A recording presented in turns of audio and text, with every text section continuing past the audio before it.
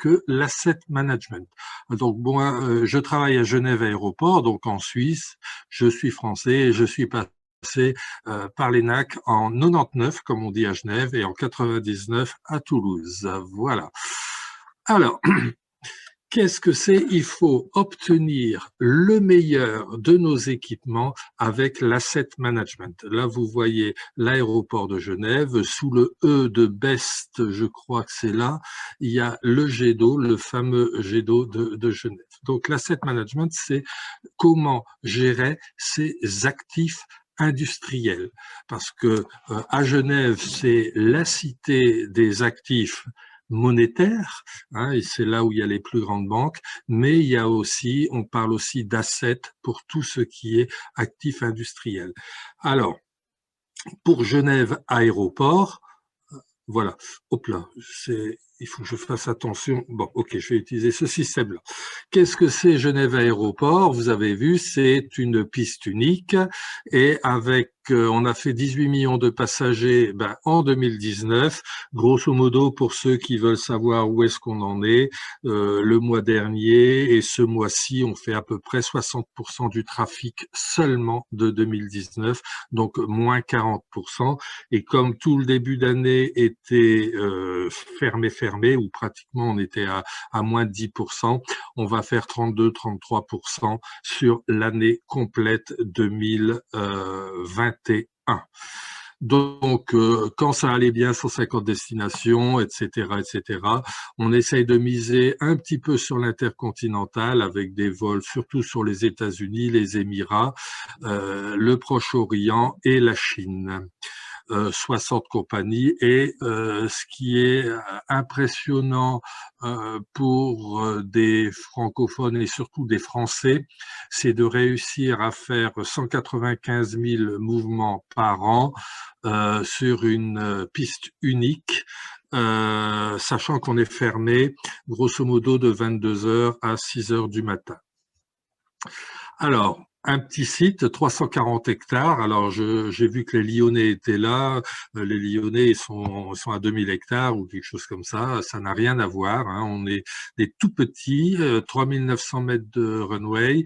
On est à 5 kilomètres du centre-ville. Vous voyez que c'est vraiment, on est un aéroport à l'intérieur de la ville. 200 compagnies et 11 000 emplois, dont à peu près 1100 à la direction de l'aéroport. Nos assets, eh ben, c'est là où on commence dans le vif du sujet.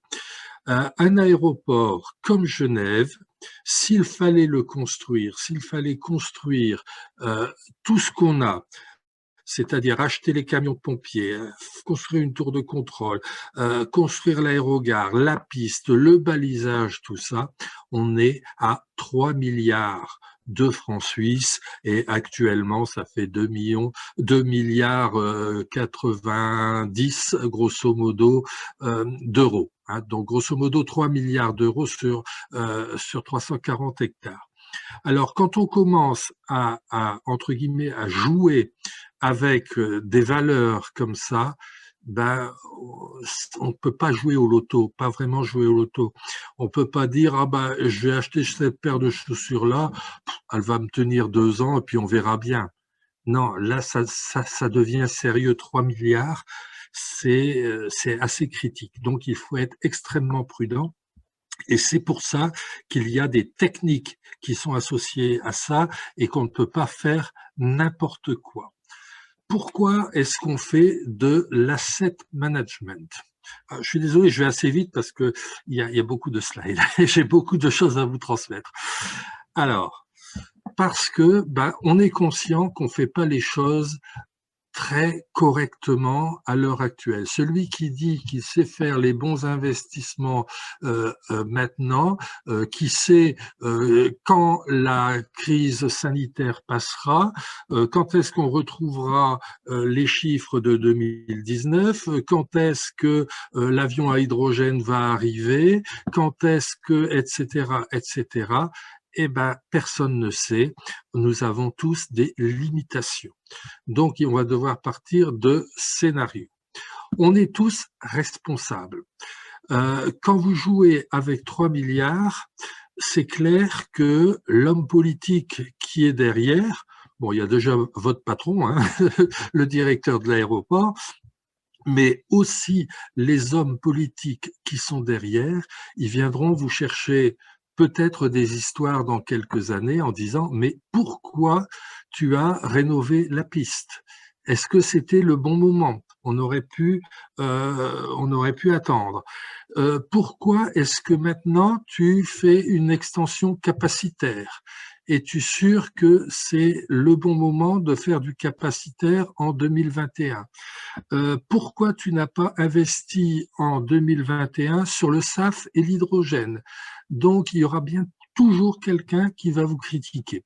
Donc, pour ça, on a des responsabilités énormes quand on joue avec autant d'argent. Et puis, bah, il faut évidemment essayer de s'améliorer et de tendre vers l'excellence. Il faut tendre vers l'excellence, eh ben, c'est la maturité. Hein. On parle aussi de gestion mature des assets. Vous le savez très bien. Par exemple, vous avez une vieille R5 qui fonctionne bien. Bon, l'embrayage n'a pas encore lâché, etc., etc. Eh ben, vous pouvez faire fonctionner votre R5 en ce qu'on appelle en vie mature. Hein, vous avez la vie qui a été programmée, une R5 c'est fait pour fonctionner pendant 10 ans, et puis ben, s'il n'y a pas trop de problèmes, si ça fonctionne bien, si c'est seulement pour aller emmener les enfants à l'école qui est à 3 km, quoique vaut mieux y aller en vélo, et ben ça peut suffire, on peut faire fonctionner en vie mature. Et vous voyez par exemple, ben, vous l'avez reconnu, Obama, ben, il s'est amélioré au fil du temps. Et puis, vous avez le monde qui évolue. On avait les ampoules à incandescence, on avait je sais même pas, lampes à économie d'énergie en français. Maintenant, on a les LED. Tout bouge autour de nous. Pour l'aviation, bah, il y a le SAF, il y a l'hydrogène, il y a pour le positionnement des avions, il y a des tas de nouvelles techniques qui arrivent, qui vont changer un petit peu ce que fait le VOR-DME, ce que fait l'ILS, etc., etc. On est un petit peu en matière d'aviation, un petit peu en retard. Il y a des technologies qui sont plus performantes, qui existent, qui ne sont pas encore complètement validées, mais il faut regarder ce qui se passe. Il y a aussi le monde change. Hein. L'aéroport de Genève, il a été mis en place en 1921. En 1920, pardon, on a fêté officiellement l'année dernière son 100e anniversaire au même endroit, ce qui est un des seuls en Europe à ne pas avoir bougé en 100 ans. Des aéroports qui ont 100 ans et qui n'ont pas bougé, il y en a un ou deux, pas plus. Et là, vous avez une photo de 1922 jusqu'en 2014, et j'ai pas mis la photo de ce qu'on va inaugurer. On va inaugurer 20 000 mètres carrés le 14 décembre 2021. Donc, tout évolue et il faut suivre le changement et vos assets vont changer. Et puis, c'est aussi un acte de management de savoir qu'est-ce qui va se passer, de pouvoir dire, eh ben, j'ai évalué la situation et en fonction de ça, j'ai pris avec les hypothèses que je connaissais, autant les hypothèses du passé que les développements vers l'avenir, j'ai pris des décisions, je suis un manager. Et puis, alors là, c'est une photo que j'aime bien montrer maintenant en la fin 2021, parce que ça, dans mes cours d'asset management que j'ai fait à l'ENAC il y a 5 ans, quand il n'y avait pas le Covid, j'avais déjà cette slide-là, anticiper la tempête. Eh ben, c'est curieux parce que j'expliquais, ben, il peut nous arriver quelque chose où on va devoir réfléchir. Et là, typiquement, ben, la tempête, elle nous est tombée dessus et c'est même pas une tempête, c'est un tsunami. Je l'avais pas fait exprès, mais je vais montrer comment, avec une gestion on va pas dire forcément intelligente, mais une gestion méthodique des assets, on peut éviter de mauvais investissements ou on peut éviter de se planter et d'être à côté de la plaque. Alors, on est dans un monde qui s'appelle à l'heure actuelle un monde VUCA. Alors, c'est quelque chose qui est très, très anglo-saxon. Ça veut dire que le monde est volatile, incertain, complexe et ambigu. Si vous regardez le schéma que je vous présente, c'est qu'est-ce qu'on sait de la situation? Eh ben, si on est sur le A de ambiguïté, ben, ça manque de clarté sur la signification d'un événement. Aujourd'hui, il y a monsieur le ministre Véran qui a parlé. Je ne sais pas ce qu'il a dit, je ne sais pas encore ce qu'il a dit, mais ça aura un impact peut-être pour 8 jours, pour 15 jours, mais pas pour un an. Hein. La signification de ce qu'il va nous dire, je ne sais pas combien de temps elle sera valable. Hein. L'incertitude, c'est le U, uncertainty, hein, c'est le U, incertitude. Eh ben, si on trouve un vaccin, ben, c'est bon. Si on trouve pas le vaccin, c'est moyen.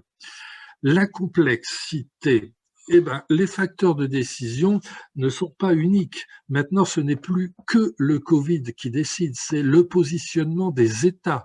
L'aviation, c'est pour faire principalement relier des villes entre elles, des régions entre elles, des pays entre eux, et en fonction de ce que va décider la Suède, de ce que va décider, attendez, c'est qui est-ce que j'ai lu qui refermait, ah, c'est le Maroc qui a refermé ce soir ses liaisons avec la France.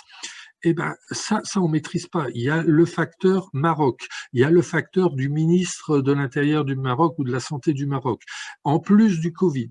Donc c'est très très complexe. Et puis la volatilité, ben, vous le voyez bien, ben, il se passe pas 15 jours sans que tout change et on ne sait pas ce que demain sera fait. Donc, à ce niveau-là, bah, il faut avoir un petit peu de méthode parce qu'on n'est pas dans ce qu'on appelle un régime établi, hein, en physique. Et pendant tout ça, il faut quand même créer des choses avec le peu d'argent qui nous reste, il faut les installer, il faut les opérer, il faut maintenir et il faut en disposer, c'est-à-dire soit les renouveler, soit les démanteler à un moment ou à un autre. C'est la route d'Hemming, c'est le PDCA. Mais c'est donc des décisions opérationnelles à prendre, des décisions d'investissement, des décisions de fonctionnement d'OPEX et de CAPEX, et pas facile dans une situation aussi troublée qu'actuellement. Vous voyez là sur ce schéma, par exemple, que le temps d'investissement dure un petit moment avec les études, la réalisation, la construction, la phase projet, la phase réalisation, la phase réception, et après que vous avez une phase d'opération, et surtout ne pas négliger la phase de fin de vie avec les ennuis qui commencent à arriver. Si c'est votre voiture, ben c'est l'embrayage, c'est la courroie de distribution, etc., etc. Et après, vous devez, j'ai eu le cas il n'y a pas longtemps, encore payer pour mettre la bagnole à la casse, hein, parce qu'ils ne vous la prennent pas gratuitement. Voilà. Donc, attention à tout ça. Alors, en général, ce qu'on entend dire, ce qu'on fait souvent dans sa vie privée, c'est de chercher coût, délai, performance.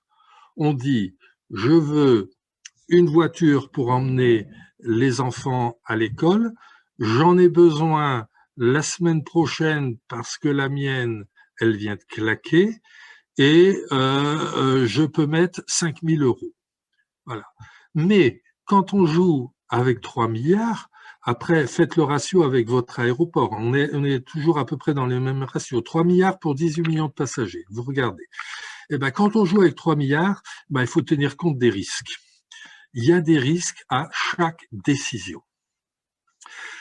Chaque réduction de coût va augmenter le risque.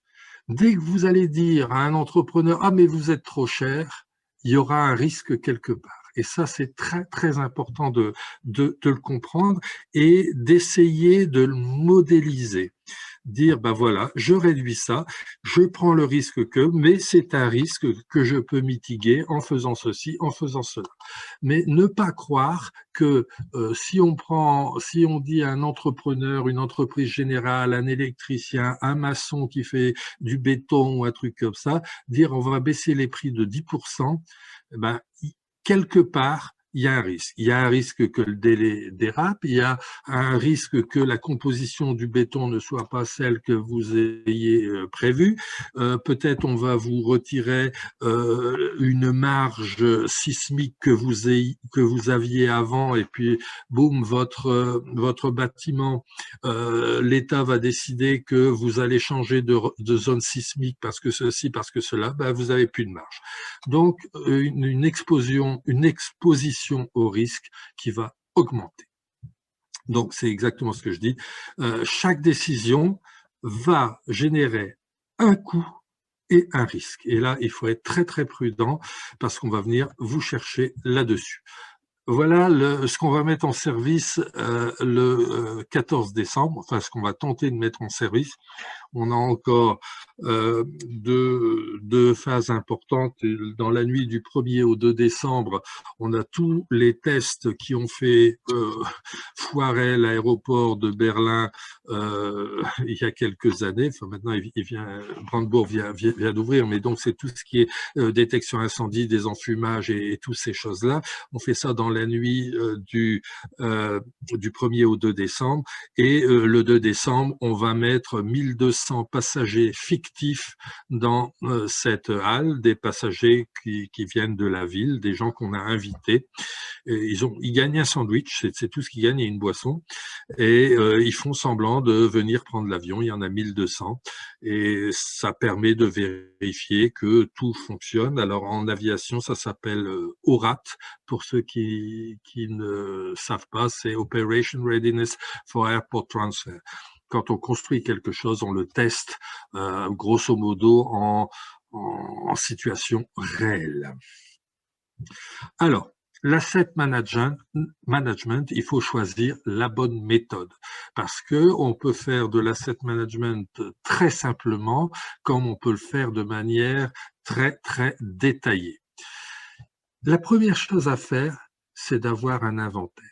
Vous avez 3 milliards, vous ne pouvez pas vous dire « Ouais, bon, je sais pas, j'ai une 50aine de véhicules ou j'ai les grosses puissances pompiers, il y en a 5 ou 6. » Non, il faut savoir exactement ce que vous avez.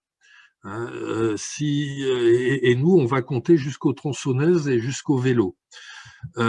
L'aéroport de Genève, nous avons à l'heure actuelle 42 500 actifs répertoriés. Alors, des actifs, ce sont des têtes de détection incendie, c'est du balisage de sécurité, ce sont des toilettes, ce sont des onduleurs, ce sont etc., etc. Il y en a 42 500. Et ce qui est important, c'est de savoir dans quel état ils sont. Hein, parce que de savoir que vous avez 100 véhicules, c'est bien. Mais sur les 100, il y en a 10 qui sont neufs et qui ne posent pas de problème. Il y en a 30 qui sont presque neufs et là-dedans, il y en a 2, on ne sait pas pourquoi ils ne marchent pas. Il y en a 50 qui sont pourris, etc., etc. Donc, ce qui est intéressant ou ce qu'il faut savoir, c'est combien on en a et dans quel état. Seule méthode pour essayer de savoir comment, pour vous projeter dans l'avenir. Il faut savoir comment sont ces assets. Donc, pour réaliser l'idée, qu'est-ce qu'il faut faire?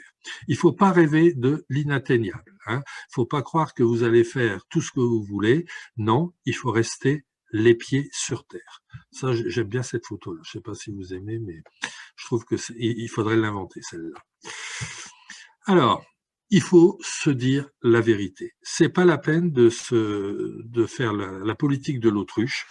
Il faut dire vraiment ce qui marche, vraiment ce qui marche pas. Parce que même si on s'appelle aéroport, même si on est suisse, il y a plein de choses qui vont pas et il faut le savoir. Il faut pas cacher au chat. Hein. Il faut dire ce qui va pas. Il y a plein de choses qui vont pas. Et il faut que ce soit bien identifié, et pour ça, il faut qu'il y ait un dialogue aussi bien de bas vers le haut, remonter, que descendre. Il faut bien parler. Alors, il y a évidemment tout ça, je vous la fais simple, mais en réalité, derrière tout ça, au moins à Genève Aéroport, on a des mathématiciens. Hein, ça se fait pas uniquement en parlant comme je le fais. Non, il y a des courbes, il y a évidemment avec des coûts annualisés de maintenance, combien va vous coûter l'asset. Vous voyez quand vous allez commencer un projet, vous voyez que votre grosse puissance pompier va commencer à rendre l'âme et que ça commence à devenir pas très viable pour rester en catégorie 9, eh ben, le problème, bah, ok, on va le remplacer. Mais quand vous allez chez Rosenbauer, il vous dit, ah oui, mais monsieur, il y a 1 an et demi pour avoir votre camion de pompier avec les options que vous voulez. Ah zut, j'aurais dû me réveiller avant.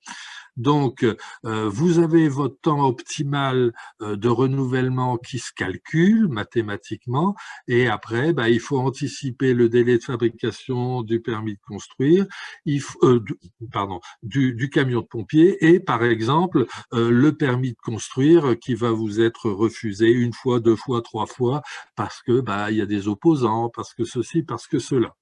Hein, donc tout ça, c'est des modélisations relativement mathématiques quand même. Hein. Je vous l'explique simplement de manière imagée, mais derrière tout ça, c'est mathématique.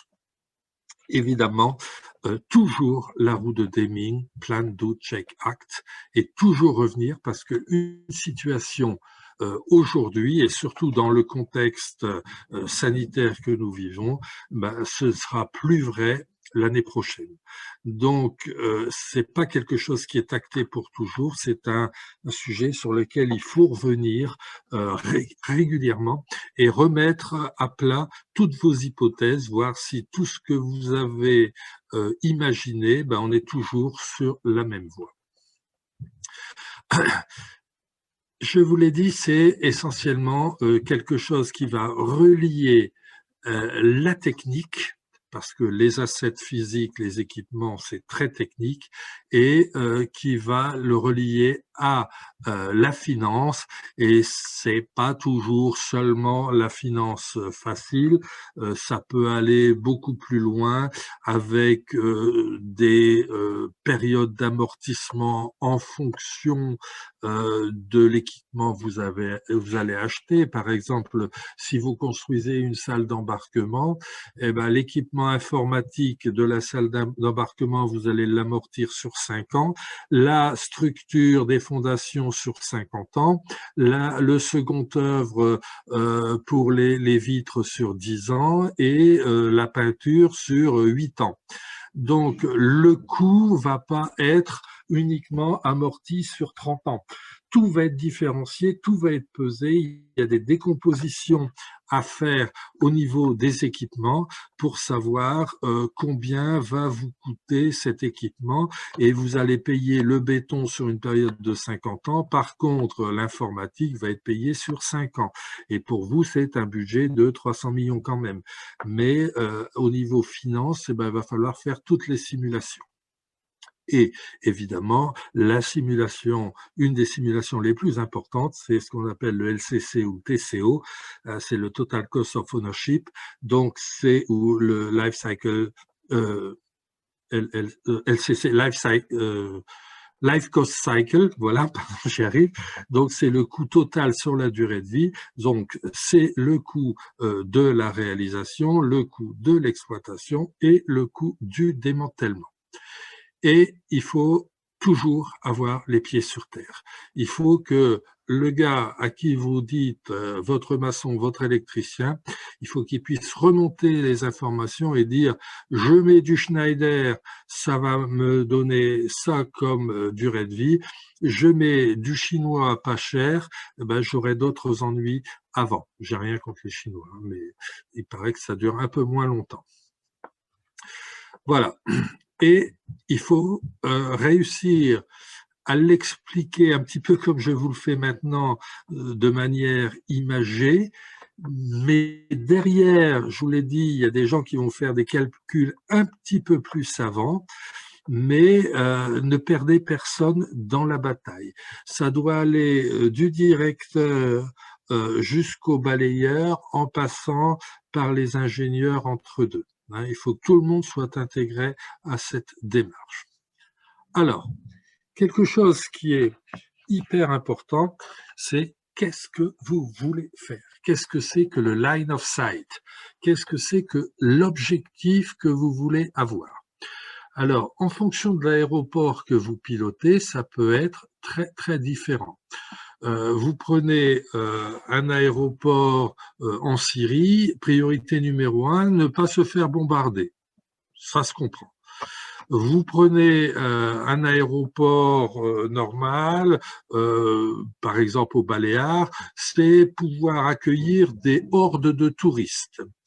Vous prenez Manchester United, enfin l'aéroport de Manchester, pardon, c'est de pouvoir faire face aux supporters de foot qui arrivent bourrés et qui repartent bourrés.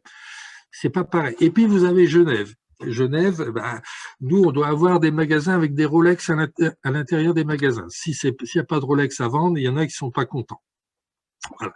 Il y a des objectifs. Alors, la majorité des aéroports européens, on va dire, bah, ils vont pas placer, bien évidemment, la sûreté et la sécurité dans le top 3 de leurs objectifs. Hein. Et puis après, bah, ce sera maximiser les revenus commerciaux. Enfin, vous connaissez tous ce qu'on peut faire d'un aéroport normal, entre guillemets.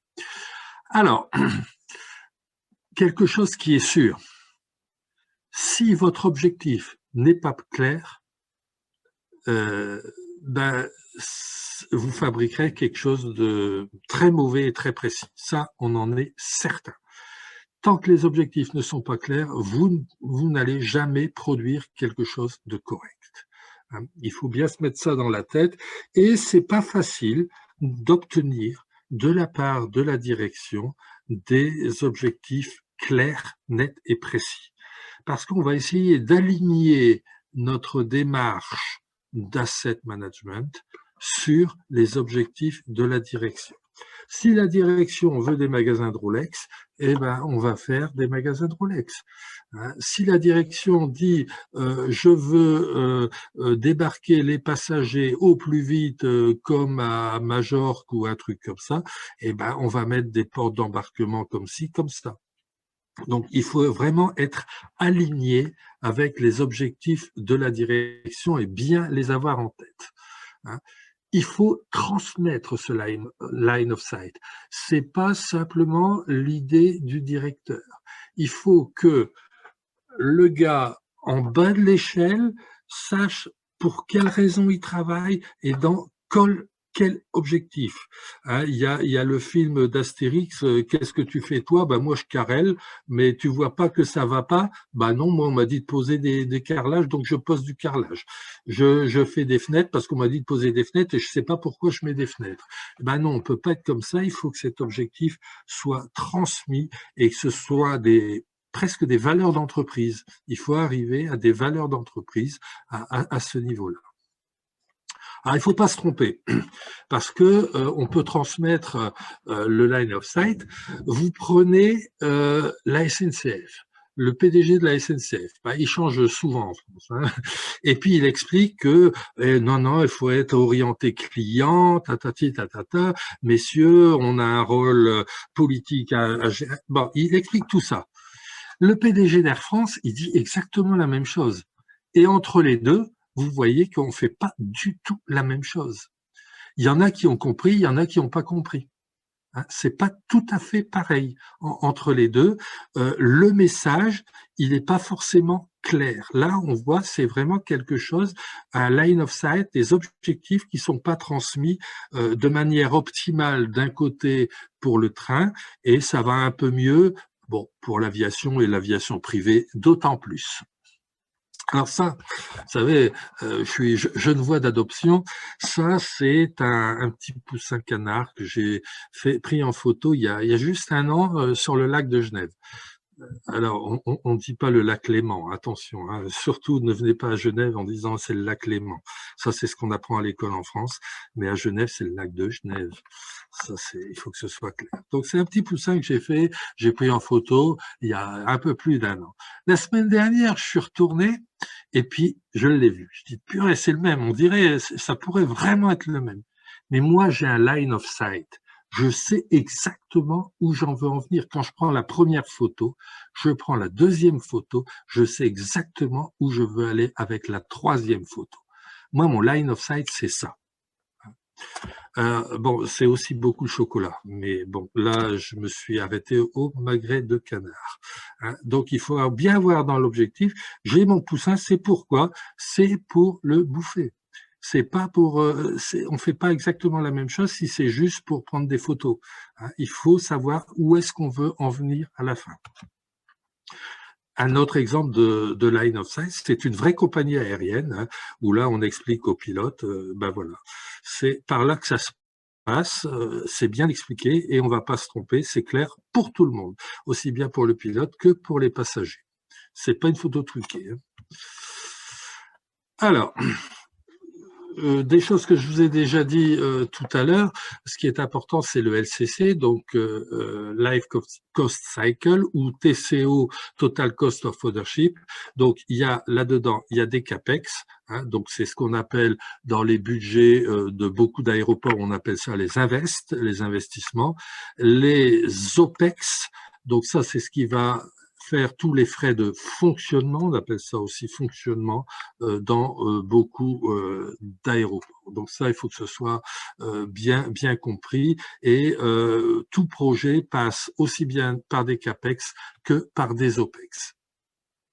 Le coût total, eh ben, il va être la somme de plusieurs phénomènes qui vont plusieurs phases, recherche et développement, le design, la construction, les achats.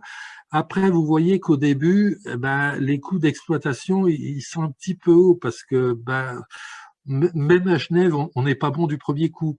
Hein, il y a toujours des petites choses à mettre au point, ça marche pas tout seul, il faut débugger, on n'avait pas prévu ça, tu m'avais pas dit que le cahier des charges n'était pas assez précis, etc., etc.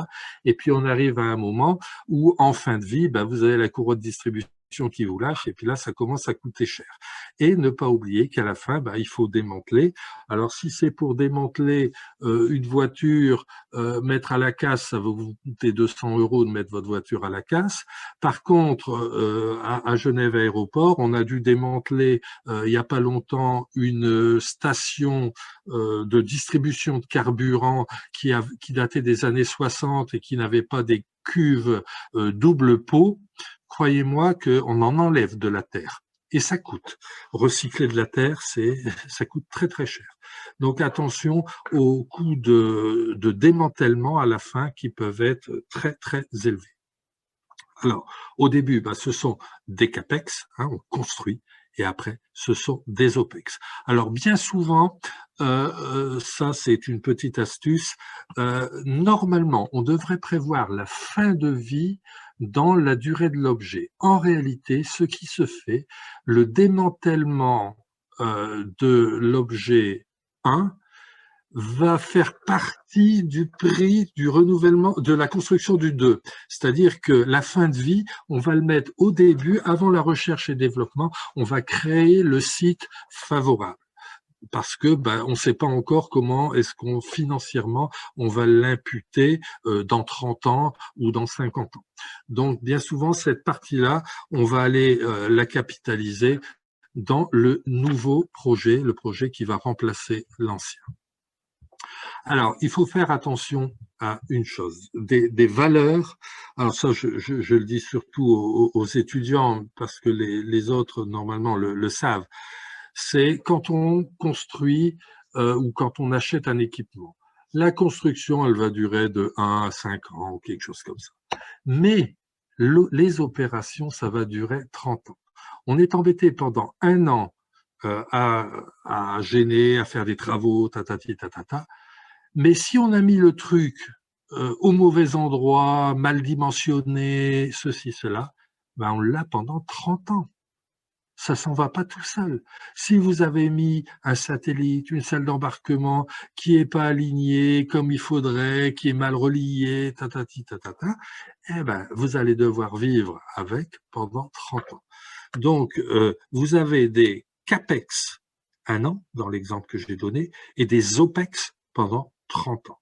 Alors ça, c'est très très dangereux, donc bien réfléchir où vous allez installer ce que vous allez acheter, parce que ce que vous allez acheter, c'est même plus vous qui allez vous en occuper, ce seront vos successeurs. Attention, la responsabilité est grande. Et puis, vous pouvez prendre comme vous voulez dans la littérature pour tout ce qui est, on va dire, assimilable à des bâtiments, à des infrastructures, des hangars, des aérogares, des salles d'embarquement. Sur le LCC, sur la durée globale de la vie du projet, 20% seront des coûts générés par la construction et 80% seront des coûts générés par l'exploitation. Tout ça pour dire que la personne qui vous dit mets un tout petit peu plus cher au départ, tu vas consommer moins d'énergie. Hein, pour ceux qui font un petit peu, c'est la tendance juste à l'heure actuelle de faire des bâtiments, en France vous appelez ça Minergie ou des choses comme ça, THPE, etc., etc. Est-ce que ça vaut le coup sur les 20% de passer à 22% si les 80 vous pouvez les réduire à 70? Ben, je crois que le calcul, ça vaut le coup de le faire. Hein. Parce que investir un petit peu plus, un petit peu mieux au départ, vous n'allez pas le traîner pendant 30 ans. Hein. Si on peut réduire les coûts d'opération et de maintenance, ça vaut le coup. Donc tout ça, ça se calcule.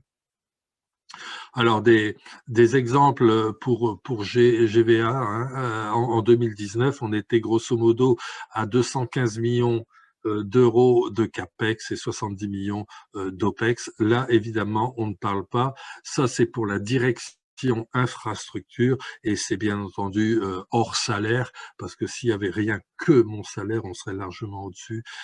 Donc là, 70 millions, c'est vraiment le prix des installations de renouvellement, le papier WC, etc., etc.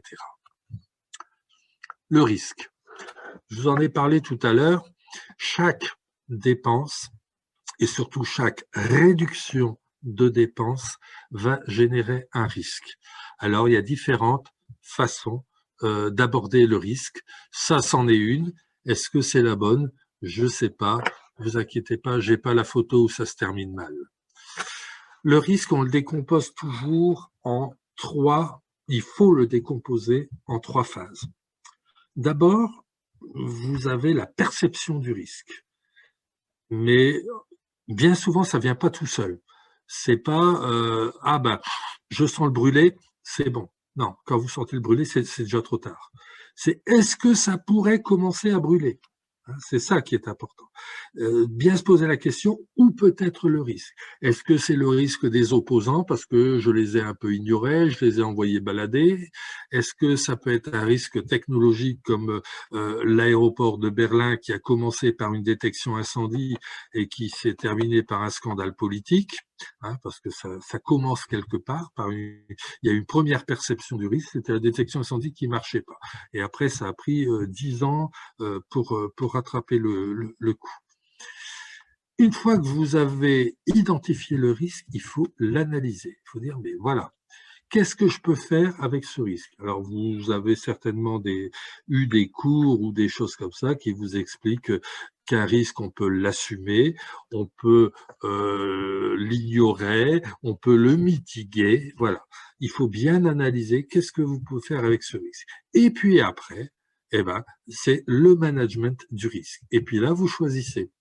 Et vous pouvez prendre des bonnes décisions comme vous pouvez prendre des mauvaises décisions. Mais il faut prendre des décisions sur ce qu'est le risque. La loi de Murphy, vous connaissez, tout ce qui peut merder va merder si c'est pas managé proprement. Ça, c'est la base. Il faut pas dire, quand on fait de l'asset management avec 3 milliards, « Ouais, mais moi j'ai de la chance, je vais passer entre les gouttes ». Non.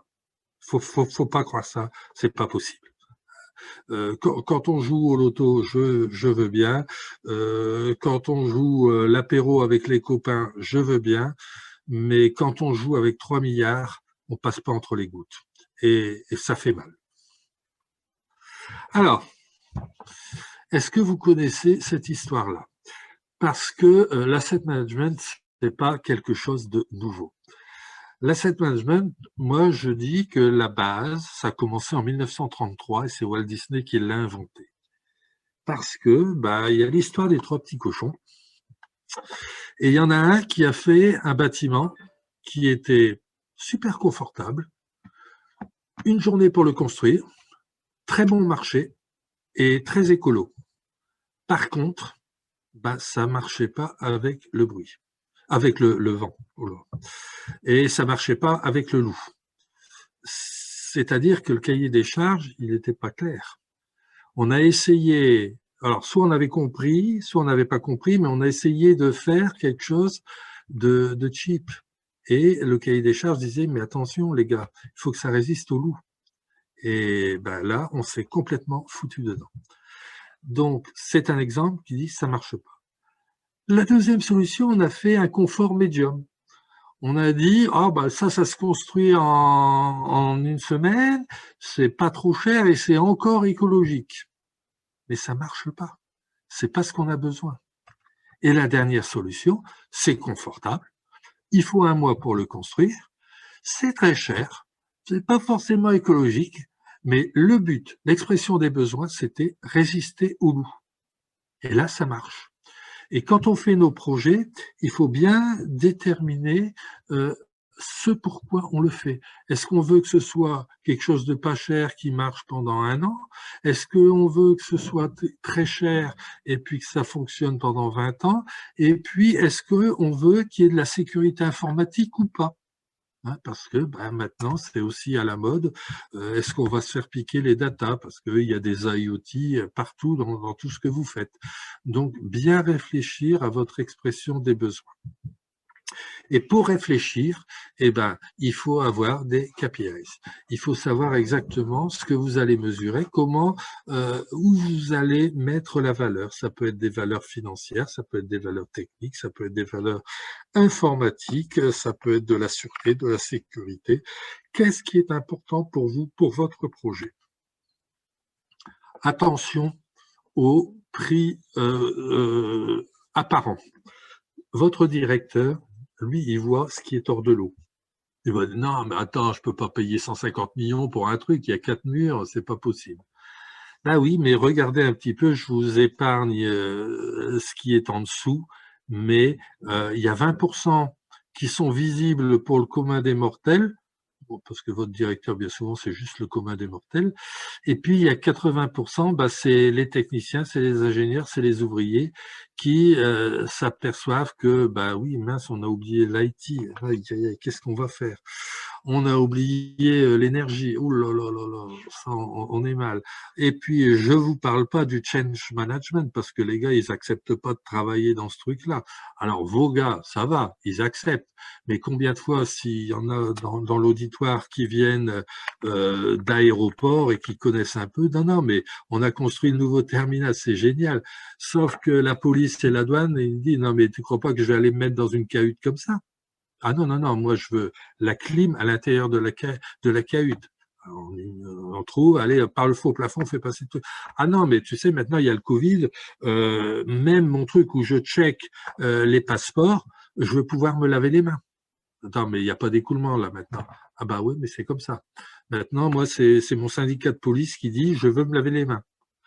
Donc, il y a des tas de coûts qui sont pas clairs dès le départ, que votre directeur, il ignore, mais vous, en tant que chef de projet, quand vous faites quelque chose de très important, il faut penser à ces choses-là. Alors, oui, bon, j'ai 30 ans d'expérience dans les aéroports donc, et en construction. Donc, j'en ai vu des vertes et des pas mûres, et les exemples que je vous donne, c'est du vécu. Donc, en résumé, challenger les prix, ok, on va pas tout payer à n'importe quel prix, mais en étant conscient des risques que ça représente de challenger les prix. Donc, je vous ai dit tout à l'heure, il faut savoir, pour commencer, ce que vous avez comme asset, dans quel état ils sont, en bon état, tatati, tatata, des goals, l'objectif, et quel est le gap pour atteindre cet objectif. À Genève Aéroport, par exemple, on se donne un indice de vétusté des bâtiments, un indice moyen de vétusté des bâtiments, pondéré par la valeur des bâtiments, et puis on dit, on ne veut pas descendre en dessous de ça. Pour le moyen, et au niveau individuel, on ne veut pas être en dessous de ça. Et tout ce qui est au-dessus de 0,95, par exemple, c'est de la surqualité. On ne veut pas. Toujours le Plan Ducek Act, évidemment. Et voilà, ça c'est typiquement ce qu'on vous demande dans un aéroport. On vous dit, ah mais j'ai besoin d'une bagnole. Non, mais j'ai besoin d'une bagnole, vas-y, achète-moi une bagnole. En fonction de votre âge, la bagnole, ce sera pas du tout la même. Vous commencez au départ, c'est une poussette.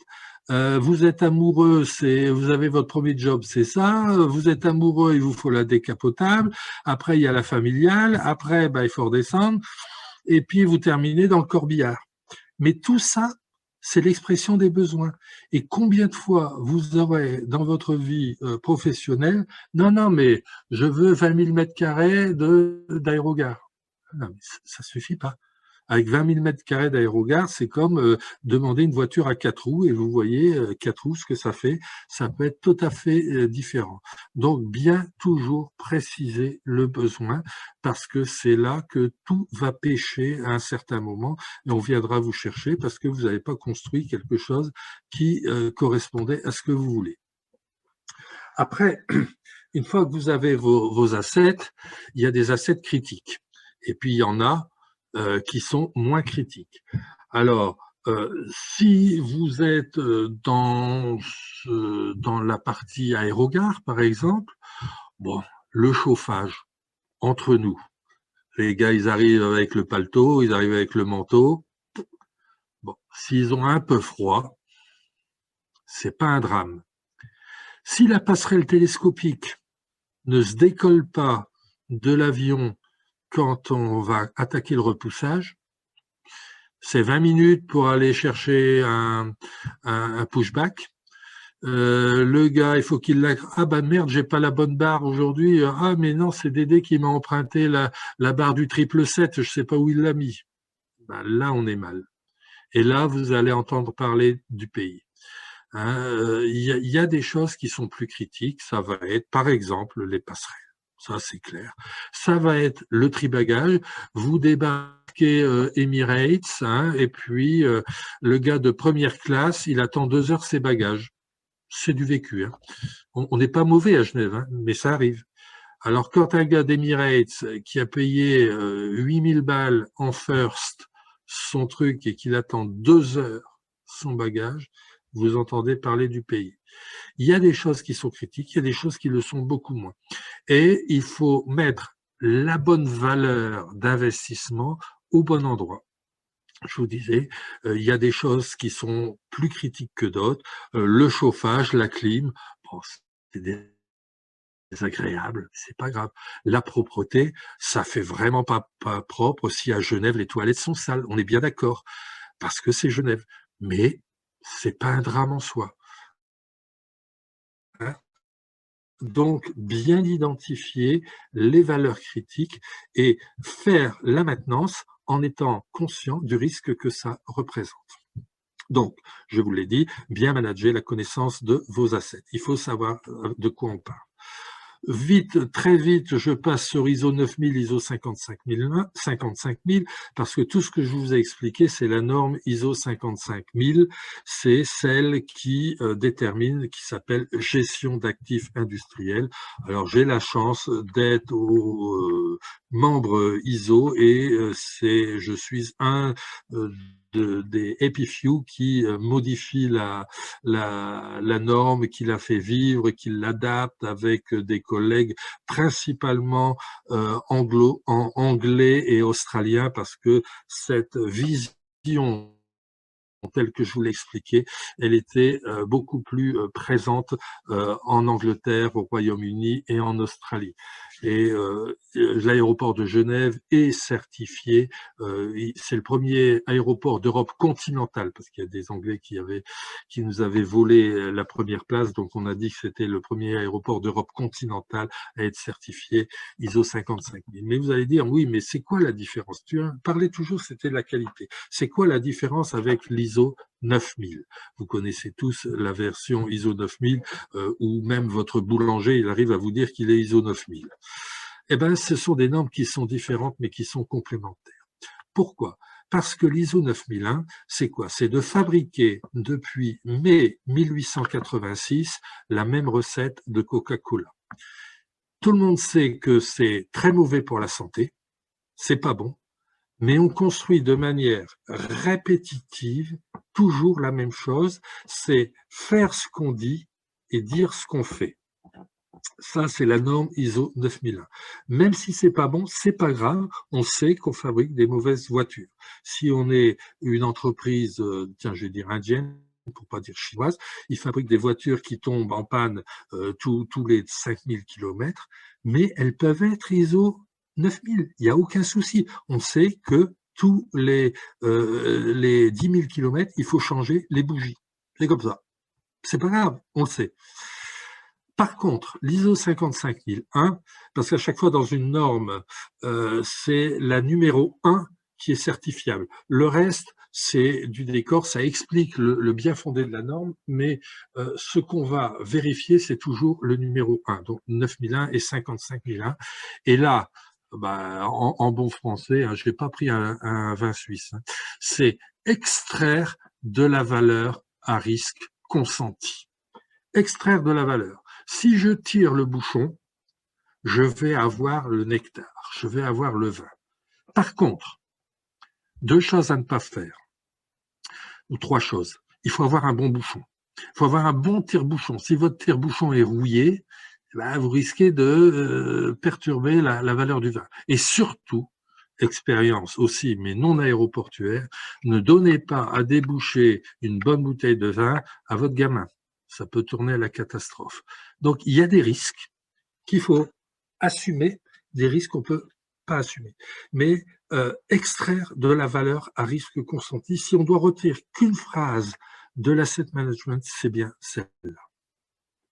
Alors, à Genève Aéroport, je vais passer très rapidement comment est-ce qu'on fait pour analyser, mesurer la valeur d'un bâtiment ou d'une chose comme ça. C'est un outil qui s'appelle Imostrat et on va venir décomposer un bâtiment selon différentes méthodes.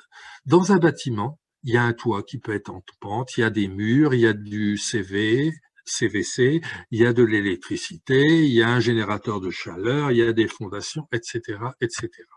Et puis, chacun de ces éléments finis, hein, c'est comme les méthodes des éléments finis, va avoir une courbe de dégradation indépendante l'une de l'autre. Vous voyez par exemple que le gros œuvre, on va dire que c'est 80 ans.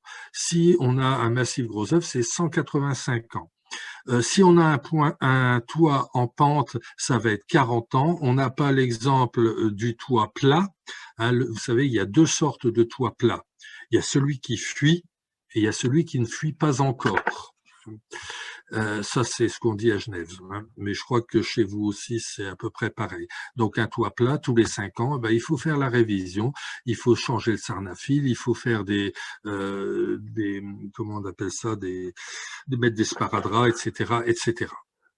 Donc, chacun va avoir une courbe de dégradation différente et chacun aura une quote-part financière différente. Et on mouline tout ça pour avoir des indices de qualité du bâtiment en disant bah, je refais le toit plat, j'ai remis les rustines, c'est le mot que je cherchais tout à l'heure, donc j'ai investi 50 000 francs dans le toit plat du bâtiment, donc je repars pour 5 ans, donc je remonte ma courbe. Et puis après, bah, chaque bâtiment, on le classe, et puis il se trouve dans un état soit bon à très bon, etc., etc. Nous, en ce moment, typiquement à Genève Aéroport, on a un patrimoine où la moyenne pondérée est à 0,86.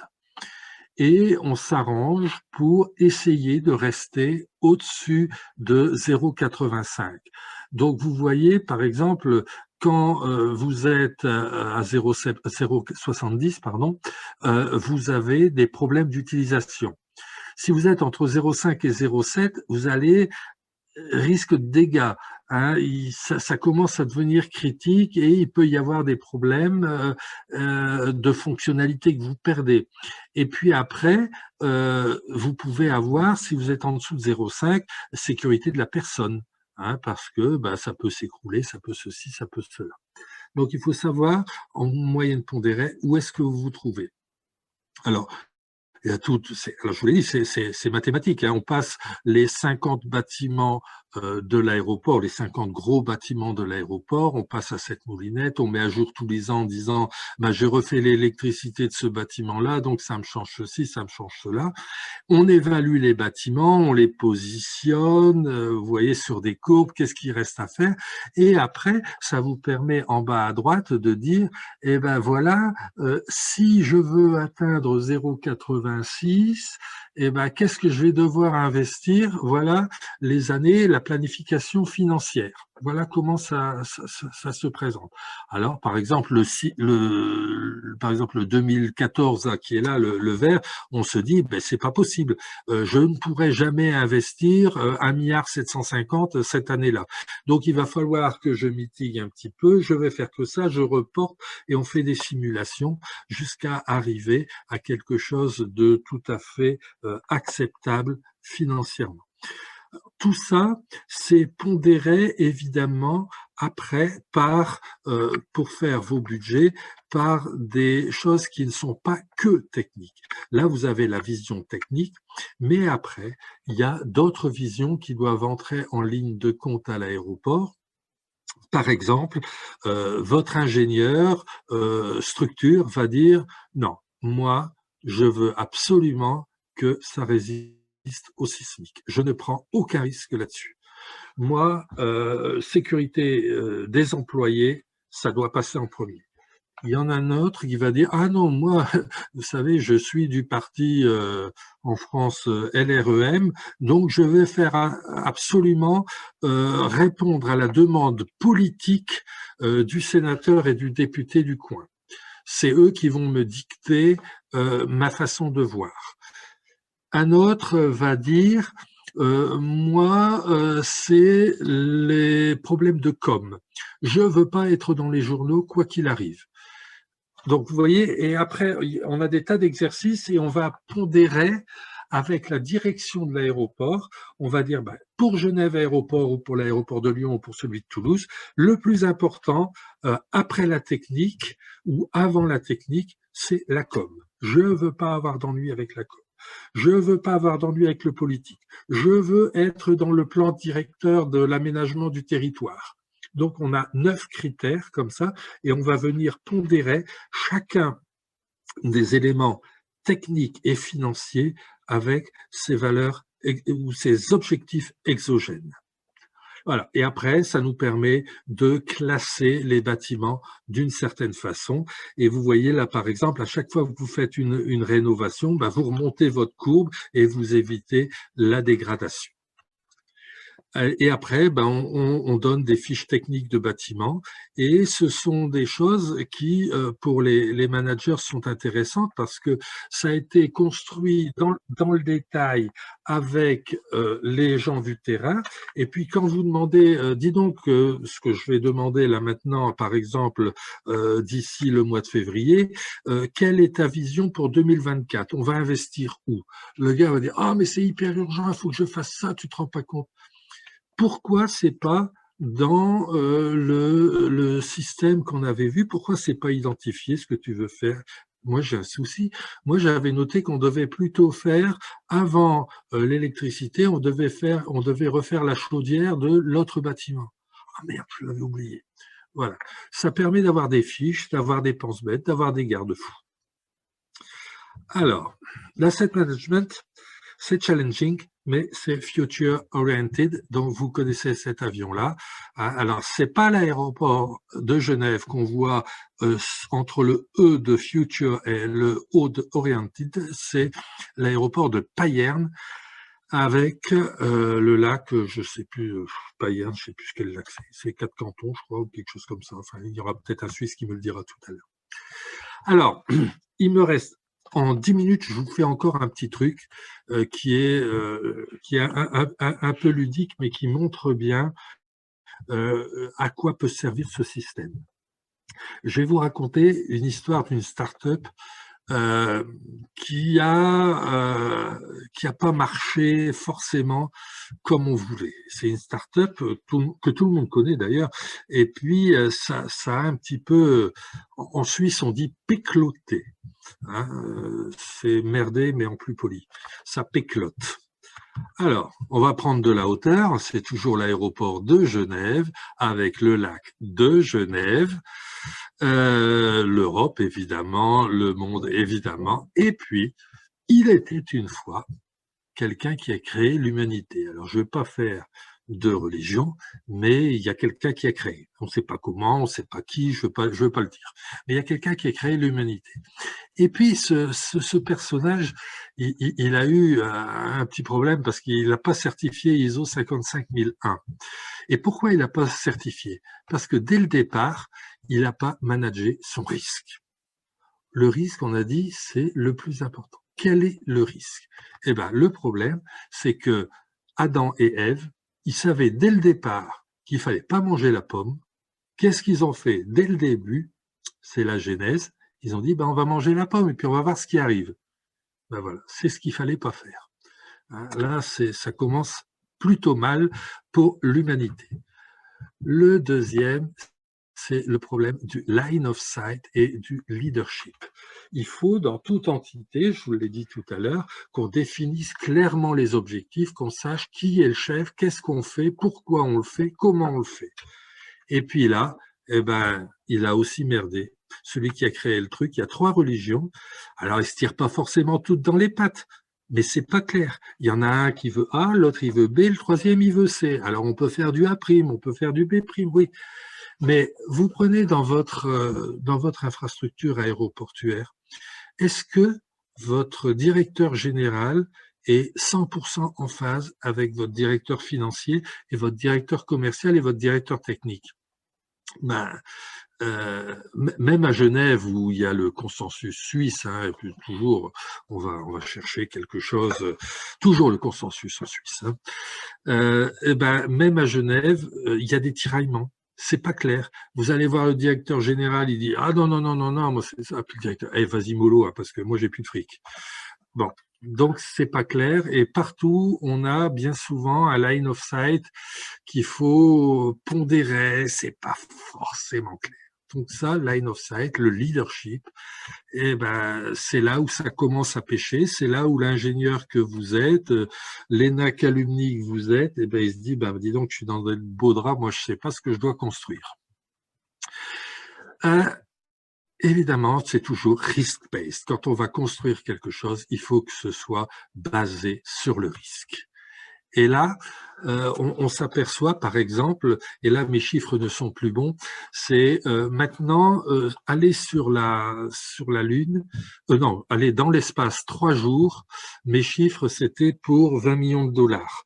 Maintenant, les derniers qui sont allés 3 jours dans l'espace, ils ont payé 25 millions de dollars pour aller 3 jours dans l'espace.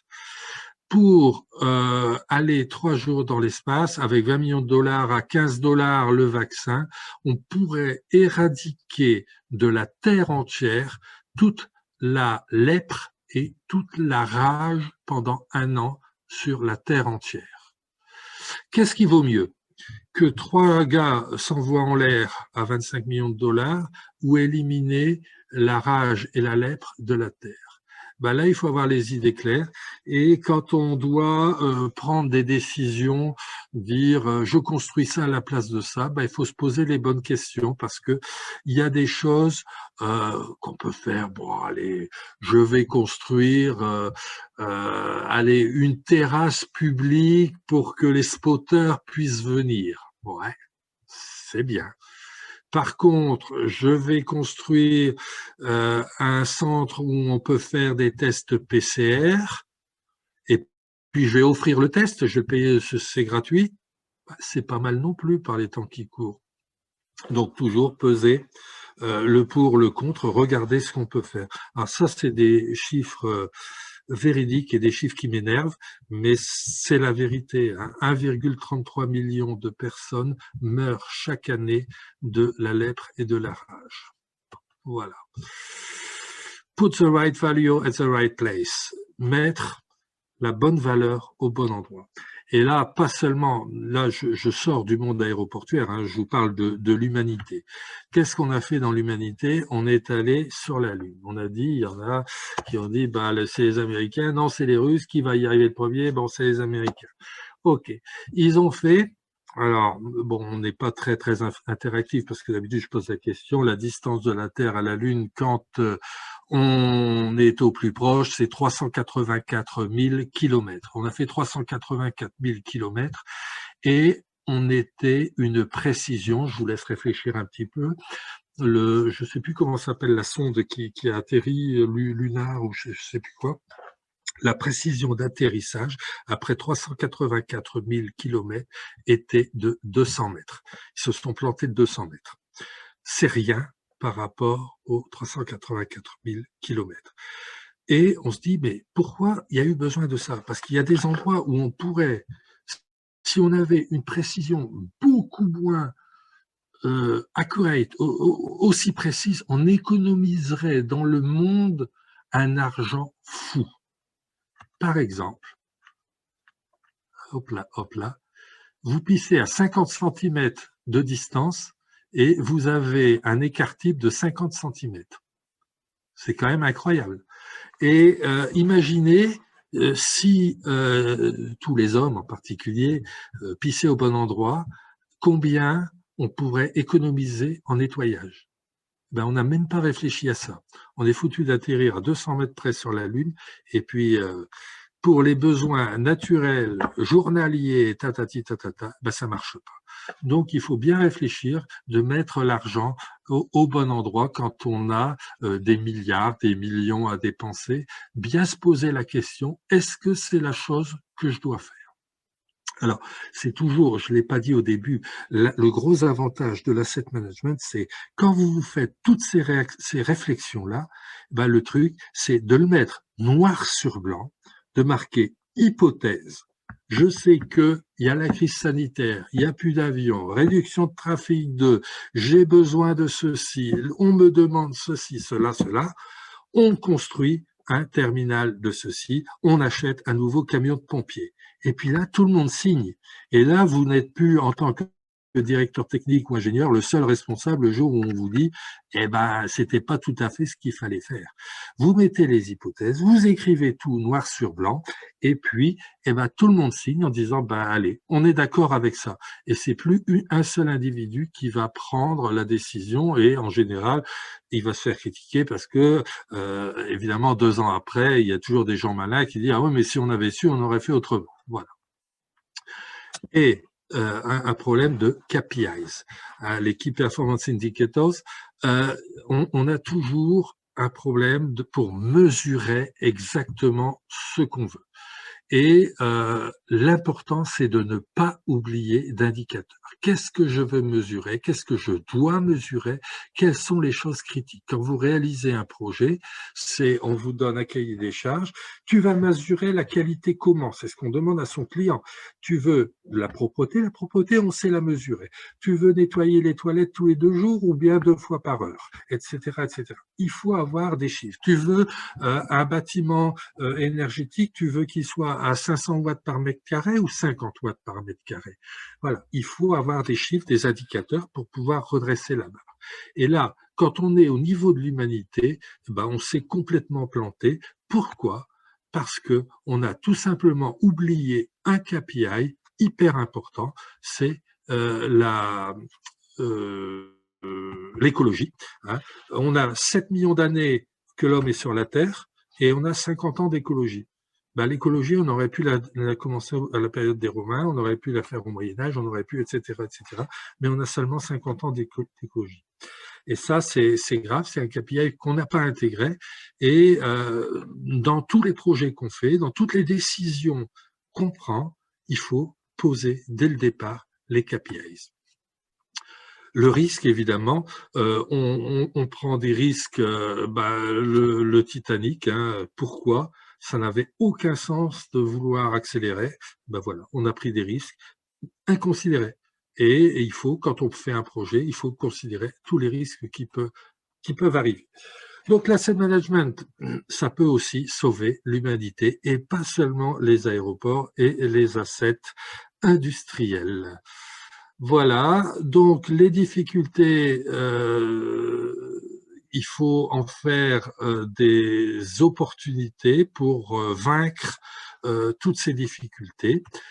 Et voilà, si vous avez des questions, j'ai tenu en 1 h 15 exactement ce que j'avais dit, parce que on a prévu de discuter pendant 1 h 30 au grand maximum. Donc, il y a un quart d'heure pour les questions-réponses. Si vous voulez savoir plus sur l'ISO 55001, plus sur le monde VUCA, plus sur Genève Aéroport, etc., etc., je suis à disposition.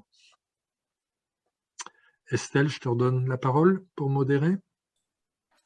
Eh bien, oui, enfin, si quelqu'un a des questions, n'hésitez pas, branchez vos micros à ce moment-là, ce sera plus simple.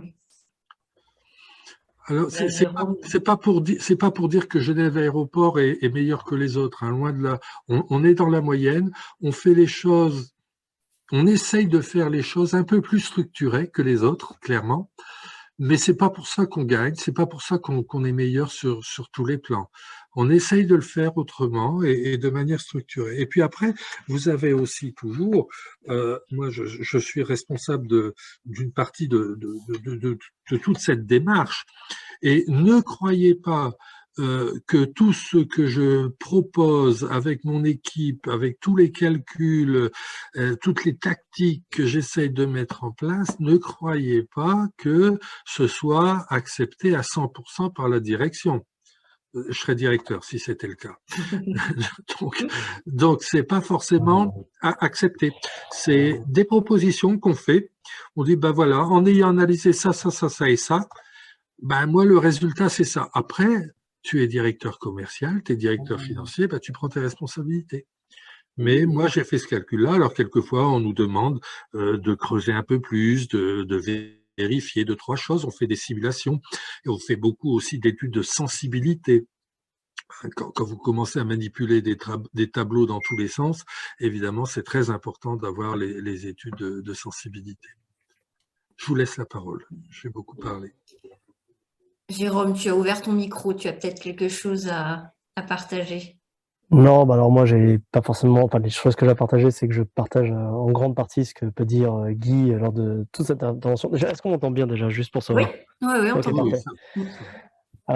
C'est vrai qu'une des variables, des fois, qu'on ne mesure pas assez et qui est, enfin, pas qu'on ne mesure pas assez. Déjà, alors, remettons dans le contexte. L'aviation, on a eu la chance quand même d'avoir, depuis notre historique, d'avoir quand même pas mal de technocrates au travers d'institutions internationales qui ont pensé de façon globale un aéroport sûr, un aéroport sécurisé, selon donc des standards infrastructurels, comme on connaît au travers de l'ICAO et transposé au niveau de l'EASA au niveau européen. Donc du coup, on part déjà avec une sorte de guide global des infrastructures, de méthodos qui ont été déjà pensés depuis bien longtemps, et on est un des seuls secteurs d'ailleurs dans le monde à avoir cette chance d'avoir des institutions internationales qui régissent des recommandations et voire des règles derrière. Ce qui nous donne finalement une très bonne visibilité et un accord global de plusieurs technocrates autour de ce qu'un aéroport devrait être de façon infrastructurelle. Donc on arrive déjà grâce à ça à bien déterminer finalement l'évolution de nos CAPEX à travers le temps. Et une des variables qui est assez nécessaire de suivre au-delà des KPI internes à une boîte, c'est finalement comment cette réglementation va évoluer au fur et à mesure de notre histoire de l'aviation et des risques qui la composent. Et ça, sans cette veille réglementaire également interne à un aéroport, il est difficile pour un directeur d'accepter certains investissements s'il n'y a pas une obligation de temps en temps derrière. Alors, je peux donner un exemple là-dessus, Jérôme. Ce sur quoi je me bats en ce moment à Genève Aéroport. Bon, il y a encore des projets d'expansion capacitaire à Genève Aéroport, c'est un fait. Et moi, je dis, je regarde l'histoire, le 11 septembre 2001. À partir de là, qu'est-ce qui s'est passé? Eh ben, on a multiplié le coût de la sûreté par 10 et on a multiplié la surface de la sûreté par 2 ou 3. Voilà, c'est un fait. Donc 10 pour le fric, 2 ou 3 pour la surface. Et moi je dis que maintenant, si on doit rêver, imaginer un nouvel aérogare, je me dis que le sanitaire, ça va changer quelque chose. On me dit non, non, mais t'inquiète, on va faire, non, non, on construit une aérogare. Tu sais, on sait faire le queuing, on sait faire ceci. Ben moi je dis non. Avec le retour qu'on a de l'histoire, je dis ça va changer quelque chose. Et si on doit mettre à l'avenir, même en 2040, 1,50 m entre les personnes? Et si ceci, et si cela, ben, il faut penser différemment. Il ne faut pas construire une aérogare comme on l'a construit en 2010 ou comme on l'a construit en 2020. La crise sanitaire, qui devait durer 1 mois au départ, qui dure 2 ans maintenant, ben, va avoir des conséquences sur le design des aérogares. On ne sait pas comment. Moi, je suis pas capable de dire quoi, mais je dis par exemple pour les surfaces des nouveaux salles d'embarquement, eh ben c'est pas forcément les surfaces, les ratios de surface qu'on avait en 2010. Il va peut-être falloir imaginer quelque chose. Alors peut-être que si je dis on multiplie par 1,5 les surfaces, ce sera faux, ce sera 1,3, ce sera 1,7. Peut-être qu'à la place, on mettra autre chose que de la distanciation sociale, mais il faut changer un pion. On peut pas dire on construit comme en 40, c'est pas pareil, il faut changer des pions. Et moi, je prône pour changer des pions et essayer de modéliser quelque chose qui sera pas forcément juste. Hein, combien d'aéroports se sont fait coincer en disant merde, le Tomo, il pèse 1 tonne, comment est-ce qu'on va le mettre sur la dalle? Ça tient pas. Ah oui, ça tient pas. Et maintenant, on passe au Tomo pour les bagages cabine. Et ben voilà, il fallait y penser. Est-ce C'est que tout à fait quelqu'un ça. d'autre veut réagir à une question à poser à lui? Oui, j'aurais une question. Oui. J'aurais une question justement concernant le nouvel aérogare et effectivement l'impact du Covid que ça peut avoir. Vous parliez des ratios de surface. Dans le Oui. cas de cet aérogare à l'aéroport de Genève, est-ce que justement est-ce que c'est fixé aujourd'hui ou est-ce que c'est encore comment vous voyez sa construction? Est-ce qu'il y a des modifications qui vont être apportées ou est-ce que si cet aérogare a été décidé avant le Covid, est-ce qu'aujourd'hui il est impacté? Alors, techniquement, on ouvre la nouvelle aérogare dans 3 semaines, donc Ah, même pas, pardon. même pas 2 semaines et demie. Donc, on va dire la messe est dite. Hein. D'accord. Ça, c'est trop tard. Mais on réfléchit très activement. D'ailleurs, s'il y a des gens qui sont dans des bureaux d'études design aéroportuaire, nous sommes en phase de mandat d'études parallèles, donc conception-réalisation d'une nouvelle aérogare pour 2030, quelque chose de tout à fait nouveau. Vous allez sur simap.ch, simap.ch, il y a un concours rémunéré à 300 000 francs, hein, donc à 290 000 euros, pour imaginer l'aérogare du futur. Et là, dans le programme du concours, on a mis des surfaces supplémentaires non affectés à l'heure actuelle pour pouvoir justement faire face à des nouveautés parce que comment sera le monde aéroportuaire en 2030 jusqu'en 2045? Est-ce que les avions décolleront verticalement? Est-ce qu'il y aura de la sûreté? Est-ce que il y aura de la reconnaissance faciale, etc., etc. Donc il faut être ouvert, on ne peut pas Maintenant, ça va ce qui va se passer, mais il faut avoir des libertés d'action relativement grandes et pouvoir, un terme que je hais complètement, c'est être agile. Hein. Agile, ça veut rien dire, parce que c'est un truc de sport, et moi je suis pas du tout sportif. C'est le chocolat à la fondue. On choisit entre le chocolat et le sport. Hein. Voilà, hein, moi c'est la fondue et le chocolat. Agile, ça veut rien dire. On est tous des ingénieurs ici, hein, vous êtes tous passés par l'ENAC. Moi, je dis toujours vous avez fait de la résistance des matériaux, on doit se promener dans une phase élastique, c'est-à-dire pouvoir bouger et de s'arrêter avant la plasticité. La plasticité, c'est à partir de là que l'élasticité, le produit ne va plus revenir dans sa position initiale. Et après, il y a la rupture. Donc, il faut naviguer dans une zone élastique. Et ça, au moins, c'est clair et net. Ça parle à des ingénieurs. Mais agile, non, moi, je ne sais pas me contorsionner, ça ne va pas. En tant que gestionnaire d'aéroport, Guy, hein, je suis complètement de ton avis, d'autant plus que si tu as besoin de capacités additionnelles, Lyon est ravi d'accueillir tes avions. Hein. Mais oui. Il faut être flexible. Tout ce qu'il faut, je sais. Mohamed écrit qu'il y a aussi un thème Airport du futur dans César 3. Dans le chat. Dans César 3, d'accord. Ouais. Et puis, il y a aussi auprès de à l'ENAC, vous allez sur la page d'ENAC Alumni, vous avez, enfin Estelle pourra nous le dire, et Julie aussi, il y a un truc, l'aéroport du futur 2040-2070, où avec quelques fous d'aviation, tels que Gaël Lebris, je crois Philippe, tu avais aussi Philippe Fonta, tout ça, on est quelques-uns à avoir participé à ça. On a essayé d'imaginer en une bonne cinquantaine de pages l'aéroport des années 2070. Donc vous pouvez aller voir, c'est en free download sur ENAC Alumni. Il y a des choses qui sont, on a écrit ça il y a 2 ans, il y a déjà des choses qui sont fausses, mais on rêve beaucoup et il y a des choses qui finiront par être justes. Voilà. Le site, c'est alumni.enac.fr. Exactement. Merci. Dans cet ordre-là. Voilà. Est-ce qu'il y a d'autres questions? Ah oui, une question de Francky dans le chat. Collaborez-vous avec les autres aéroports en Europe et dans le monde pour échanger les bonnes pratiques et le retour d'expérience des asset management? Oui. Il y a un groupe de travail qui s'appelle GAME. Alors, c'est moi qui ai trouvé le nom. GAME, c'est Group of Asset Managers, Group of Airport Asset Managers. Oui, voilà. Mais mon patron a trouvé que quand je demandais un déplacement pour GAME, ouais, c'était pas génial, quoi. J'aurais dû trouver un nom un peu plus sérieux. Voilà. Et on travaille principalement avec les Anglais, les Hollandais, les Lettons et Abu Dhabi. Voilà. Et Muscat aussi.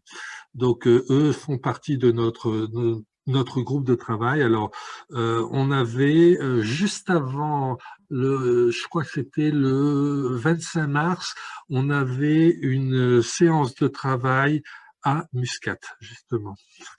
Et bon, bah, pas de chance, tout a été annulé, pas de chance. Voilà. Bon, Muscat, c'est moyen, parce que pour manger, ça va pas terrible, pour boire non plus. Mais le directeur technique là-bas m'avait dit, écoute, par quoi je peux compenser?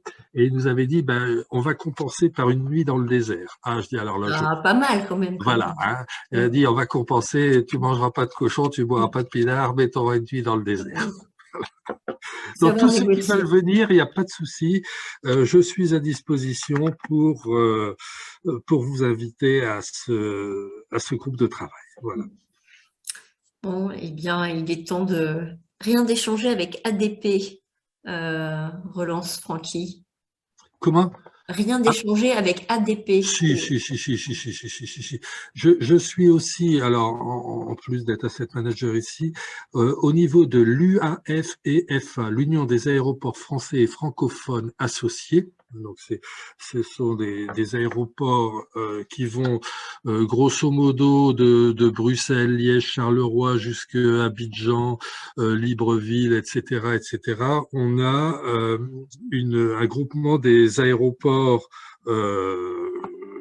groupement de la commission technique de tous les aéroports, et je suis le président de cette association aussi, et évidemment avec ADP. Alors, je ne sais pas si c'est quelqu'un d'ADP qui parle, mais pour moi, mes interlocuteurs, c'est Philippe Labourie et Éric Coupaille pour ADP.